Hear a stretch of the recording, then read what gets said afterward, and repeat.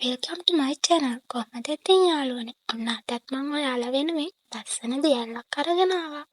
මේක ලංකාවේ බදුල්ල දිස්ත්‍රික්කයේ තමයි පිහිටන්නේ.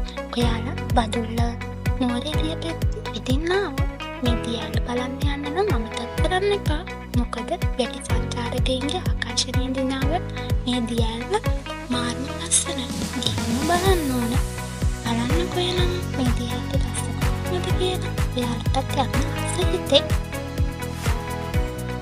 ඒ වගේම මේ වගේ ලස්සන දියැලි, ලස්සන පරිසරයක්, ලස්සන වීව් එකක් දැක ගන්න මගේ channel එක subscribe කරලා තියාගන්න.